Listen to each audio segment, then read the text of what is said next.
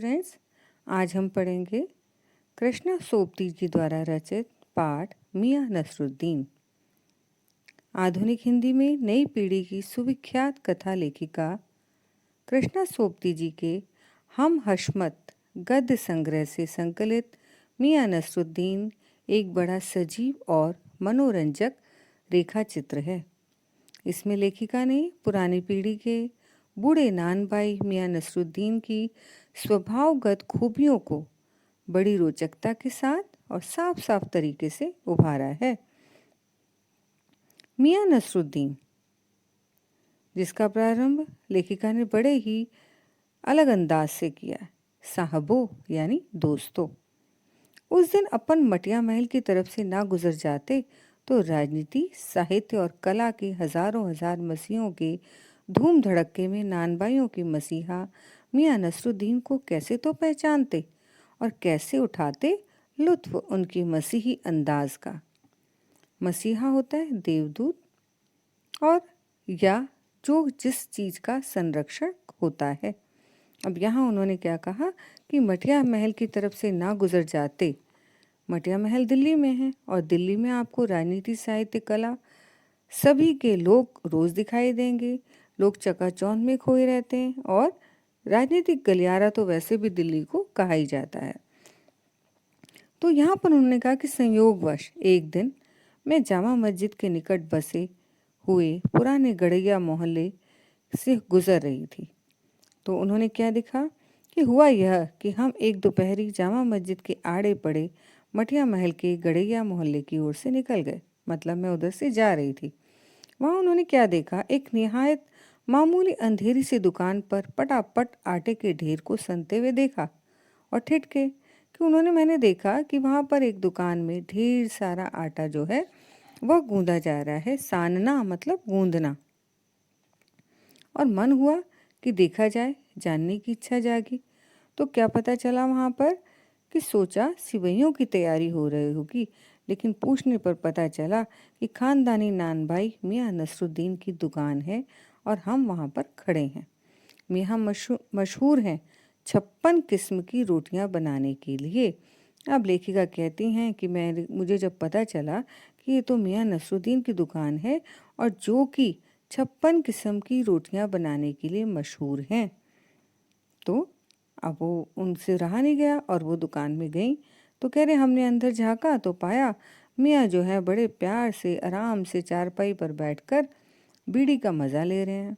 अब मियाँ कैसे हैं कि वक्त के हिसाब से उनके चेहरा जो है पका हुआ चेहरा था, लेकिन आंखों में काइयां भोलापन और पेशानी पर मजे हुए कारीगर के तेवर उनके चेहरे पर दिखाई दे रहे थे। यानी चेहरे पर गहरे अनुभव की चमक और आंखों में चुस्ती और चतुराई।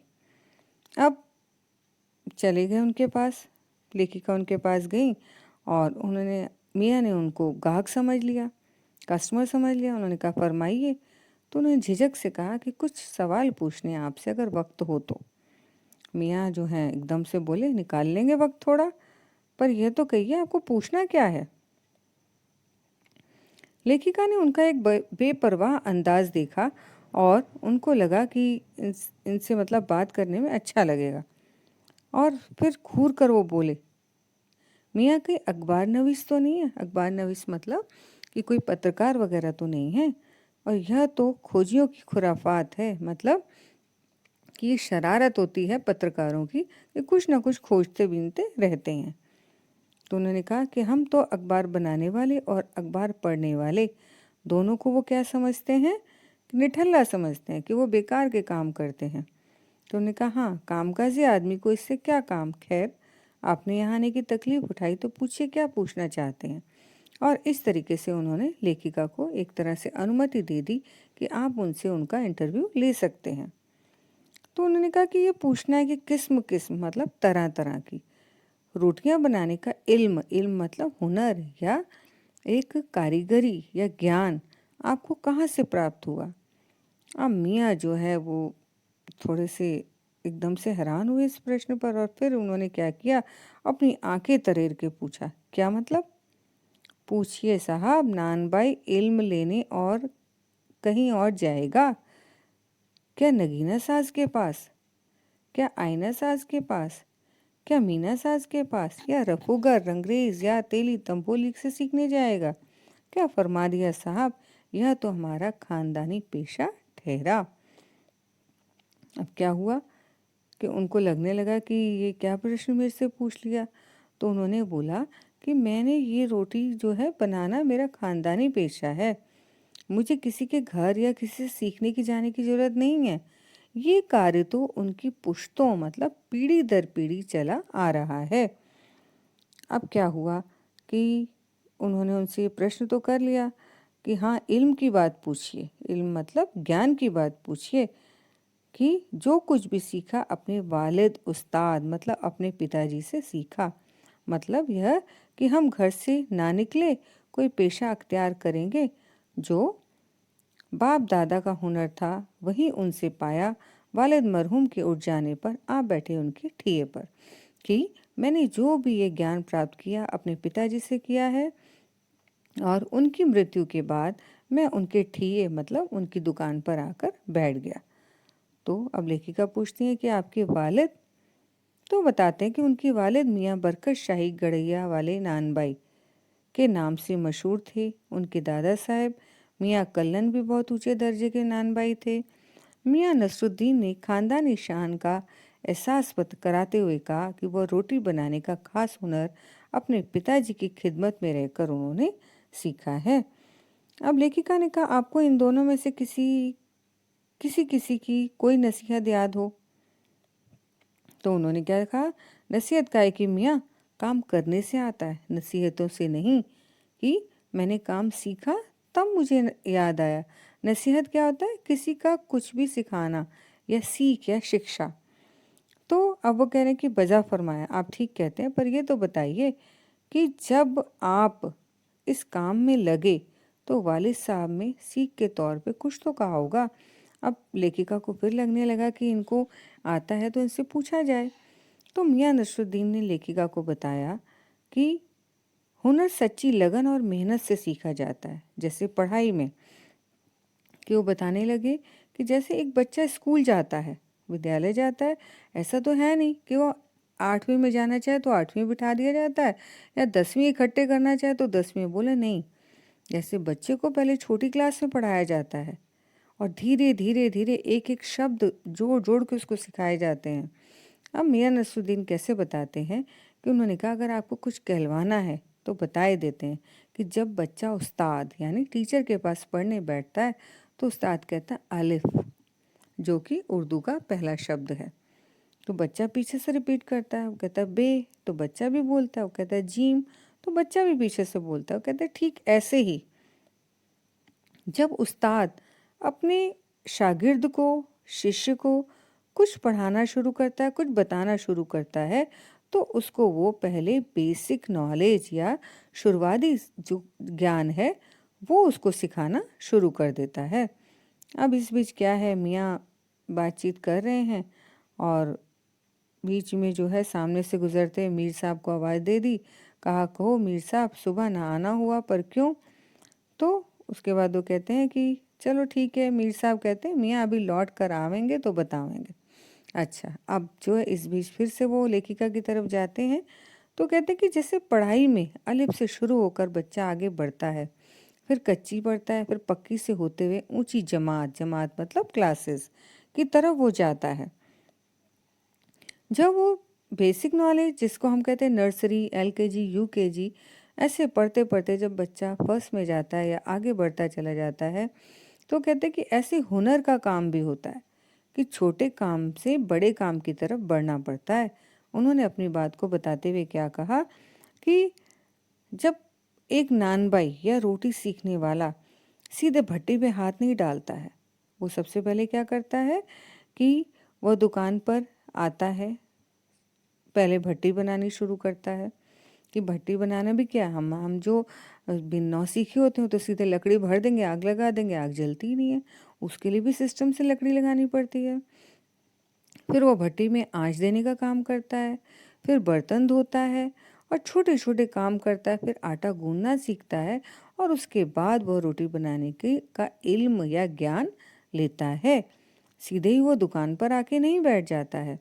और इस तरीके से मियाँ बताते हैं कि जब तक एक इंसान अच्छे से नहीं सीखा, तो कहते हमने ना लगाया होता खोमचा तो आज क्या यहाँ बैठे होते, कि मैंने पहले छोटे से सीखा है तब आज मैं इस जगह पर आकर बैठा हूँ।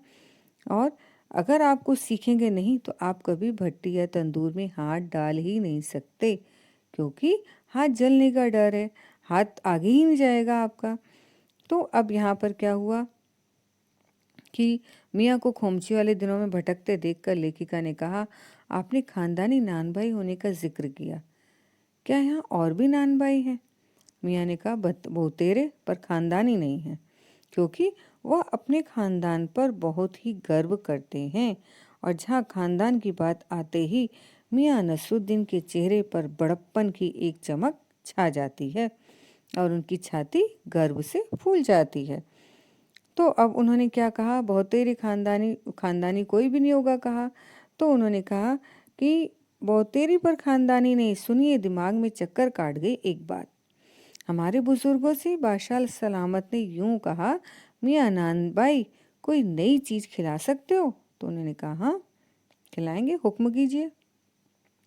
बादशाह ने कहा, कोई ऐसी चीज़ बनाओ जो ना आग से पके ना पानी से बने। तो क्या उनसे बनी ऐसी कोई चीज़? जब लेखिका ने पूछा। क्यों ना बनती, बनी, और बादशाह ने खूब खाई, खूब सराही, और लगा हमारा आना यहाँ कुछ रंग लाया। और लेखिका कहती, मैंने बेसब्री से पूछा कि वो पकवान था क्या, कोई ख़ास चीज़ होगी। अब क्या हुआ कि मियाँ खानदान की बात में जब पीछे नहीं हटते, और जब उन्होंने ऐसा कह दिया कि एक चीज़ ऐसी बना के खिला दी कि जो आग में नहीं पकी और पानी भी नहीं लगा, तो बादशाह का नाम या फिर उनकी शान ऊपर रखने के लिए उन्होंने क्या किया कि कह तो दिया, लेकिन जब लेखिका पीछे पड़ गई ना कि बताइए वो कौन सी चीज़ थी, बताइए वो कौन सी चीज़ थी, तो वो जो है उस चीज़ को बताने के लिए तैयार नहीं थे। लेकिन अपनी शान को ऊपर रखने के लिए उन्होंने अपने खानदान पर घटती हुई एक कहावत ज़रूर कहा, खानदानी नानबाई कुएं में भी रोटी पका सकता है। और उन्होंने बताया कि ठीक है, जवाब तो उन्होंने सही से दिया नहीं, बस इतना कह के बात को ख़त्म कर दिया और इधर उधर लोगों को बताने लगे, किसी से पूछने लगे, मियाँ हशमत, मतलब आपकी लड़की जो है रुमाली नहीं लेने आई, शाम को मंगवा लेना। अब मियाँ ने अब इस बीच बातचीत करते करते एक बीड़ी और सुलगा दी। तो क्या हुआ कि और एकदम से उसको लेके फुर्ती पा गए थे और बोले, पूछिए, अरे बात ही तो पूछिएगा, जान थोड़ी ना ले लेंगे। और इस तरीके से उन्होंने बात आगे बढ़ाई। उनमें अभी भी उसमें भी अभी क्या थे, 70 के हो चुके, और फिर जैसे अपने ही कहते हो, वालिद मरहूम तो कूच किए 80 के, 80 पर क्या मालूम हमें इतनी मोहलत मिले ना मिले। तो अपने आप को कहने लगे कि हमारे पिताजी जो है 80 साल की उम्र में उनकी मृत्यु हुई थी, लेकिन हमारा पता नहीं क्या ज़माना आता है। और फिर उन्होंने क्या बोला कि मियाँ ने कहा कि जब उन्होंने कहा कि अभी यही जानना था कि आपके बुज़ुर्गों ने शाही बावर्ची खाने में काम तो किया होगा ना, तो कहते वो बात तो मैं आपको पहले ही बता चुका हूँ। अब वो लेखिका के प्रश्नों को टाल रहे थे। तो लेखिका कहती, हो तो चुकी साहेब, पर जानना ये था कि दिल्ली के किस बादशाह के वहाँ आपके बुज़ुर्ग काम करते थे। अब मियाँ, इसका कोई जवाब उनके पास नहीं था।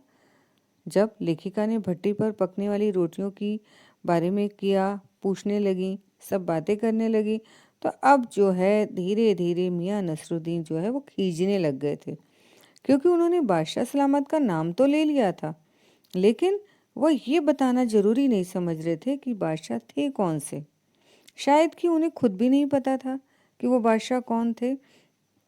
अब उनके थोड़ी सी खीज सी उनके ऊपर आने लग गई। तो उन्होंने कहा कि अजी साहब क्यों बाल की खाल निकालने पे तुले हैं, कह दिया ना कि बादशाह के वहाँ काम करते तो काफ़ी नहीं है। तब क्या हुआ कि लेखिका जो है थोड़ी सी कहने लगी, हम खिसियानी हंसी हंसे, हैं तो काफ़ी, पर ज़रा नाम लेते तो उसे वक्त से मिला लेते। अब मियाँ बोले, वक्त से मिला लेते मतलब? कि किसे मिलाते जनाब आप वक्त से। और ऐसे लगने लगा कि जैसे वो खिल्ली उड़ा रहे हैं। अब जो है कि जैसी अलट पलट के उन्होंने पूछना फिर भी कुरेदना शुरू करा, तो मियाँ ने क्या बोला कि अरे लिख लीजिएगा बस वही नाम, आपको कौन बादशाह के नाम पे चिट्ठी भेजनी है या डाकखाने वाले को आपको पता लिख कर देना है। और इस तरीके से मियाँ ने जो है अपनी बात को समाप्त किया और एकदम से अपना जो उनका कारीगर है उसको आवाज़ लगाई कि बब्बन मियाँ बत्ती सुलगा दो तो काम से निपटे। अब उन्होंने कहा बब्बन मियाँ कौन है, तो उन्होंने बताया कि अपने वहाँ कारीगर है। मन में आया पूछ लें आपके बेटी बेटियाँ हैं क्या नहीं हैं, लेकिन उन्होंने कहा कि इस चीज़ को छोड़ दिया और कहा कि कारीगर लोग आपकी शागिर्दी करते हैं, मतलब ये आपसे सीखने आते हैं। तो उन्होंने कहा खाली शागिर्दी नहीं करते हैं, इनको मजदूरी देता हूँ। 2 रुपये मन आटे की मजदूरी, 4 रुपये मन मैदे की मजदूरी। अब उनको लगने लगा कि ये ना समझे लेखिका कि मैं फ्री में काम कराता हूँ। अब लेखिका पूछने लगी कि ज़्यादातर भट्टी पर कौन सी रोटियां पकती हैं। तो मियाँ को अब तक इस मजमून में कोई दिलचस्पी नहीं थी, अब वो झल्ला रहे थे और बोले एकदम से बाकरखानी, शीरमाल, तापस्तान, बेसनी, खमीरी, रुमाली, गाव, दीदा, गाजेबान और तुनकी। और एकदम से तेवर चढ़ाकर घूरने लगे और घूरते हुए बोले आपको पता है तुनकी जो है पापड़ से भी महीन होती है, एक दिन आओगे तो खिलाएंगे आपको। और तुनक कर जब वो अपनी रोटियों के नाम फटाफट उन्होंने गिना डाले और तुनकी की बढ़ाई करते हुए कहा कि आपको जरूर खिलाएंगे। लेकिन इस बीच एकाएक मियाँ की आंखों के आगे कुछ कौंध गया, यानी वो अपने पुरानी जमाने की यादों में डूब गए और यादें ताज़ा करते हुए बोले उतर गए वे जमाने और गए वे कद्रदान जो पकाने खाने की कद्र करना जानते थे। मियाँ अब क्या रखा है, निकाली तंदूर से निगली और हजम। और अपनी दर्द को बयां करते हुए कहने लगे कि पहले के ज़माने में खाना पकाने और खाना ये दोनों की कद्र हुआ करती थी। जो पकाते थे उनके शौक और खाने वाले की शौक की भी कद्र होती थी। लेकिन आज के ज़माने में तो भारी भरकम मोटी तंदूरी रोटियों का बोलबाला है। और होता क्या है कि लोगों में इसके प्रति कोई उत्साह ही नहीं है, बस तंदूर से निकली और हजम। वो यही नहीं देखते हैं कि कैसी रोटी है। खा जैसे पहले लोग रोटी में भी बहुत प्रकार हुआ करते थे, लोग उसमें भी वो दिखाते थे और तंदूर वाले के हुनर की लोग कद्र किया करते थे। आज किसी को कोई मतलब नहीं है किसी की कला का, किसी की कोई परवाह नहीं करता है। और इस तरीके से मियाँ जो है अपनी यादों में डूब गए। उम्मीद है आपको ये पाठ समझ में आ गया होगा। धन्यवाद।